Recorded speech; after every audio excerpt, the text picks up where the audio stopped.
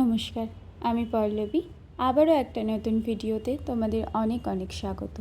ইদানিং তোমাদের সাথে দার্জিলিংয়ে ঘোরার ভিডিওগুলো শেয়ার করছিলাম, কিন্তু তার ফাঁকে আমি আর একটা জায়গায় আজকে চলে গেছিলাম। সেই জায়গাটা চলো তোমাদের সাথে একবার শেয়ার করে নিই। শেয়ার করার কিছু নেই, তোমরা বুঝতেই পেরেছো আমি এসেছি হচ্ছে নবদ্বীপে, তবে কিছুটা নিজের প্রয়োজনে আর বলতে পারো ঘুরতেও খানিকটা। তাহলে চলো শেয়ার করি আজ আমরা নবদ্বীপে কী করলাম। আমরা গেছিলাম নবদ্বীপে গঙ্গা স্নান করতে।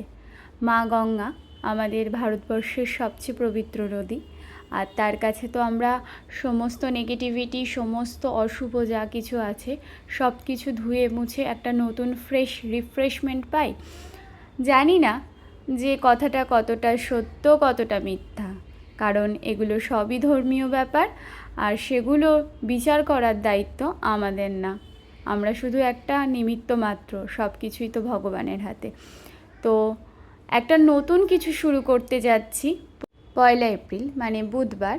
স্মার্ট কিডস মানে আমার যে প্রি স্কুলটা আমি ওপেন করেছি নতুন, তার ওপেনিং সেরেমনি আছে।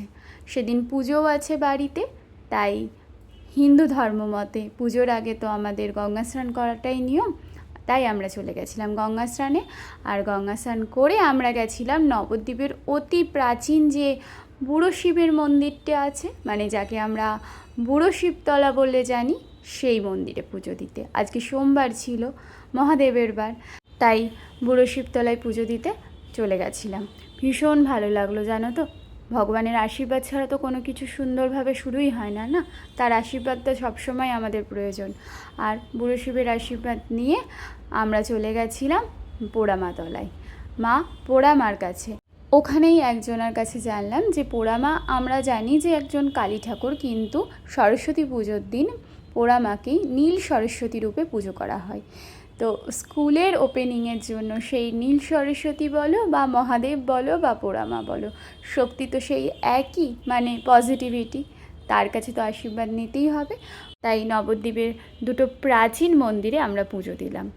আর এই হলো সেই বটগাছটা, মানে শতাব্দী প্রাচীন সেই বটগাছ, যাকে কেন্দ্র করে এই পোড়ামাতলাটা গড়ে উঠেছে। দেখেছো বটগাছটা কত পুরনো, দেখেই বুঝতে পারছো। এক একটা ঝুড়ি কত মোটা মোটা হয়ে নেমেছে।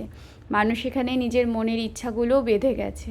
পোড়ামার আশীর্বাদে সবার মনের ইচ্ছা পূর্ণ হোক, আর তোমরাও ভালো থাকো, সুস্থ থাকো, আর আশীর্বাদ করো। আমি যে উদ্দেশ্যটা নিয়ে যাত্রা শুরু করছি, শিক্ষাদানের সেই মহৎ উদ্দেশ্যটা আমি সুসম্পন্ন করতে পারি সুন্দরভাবে। পাশে থেকো তোমরা।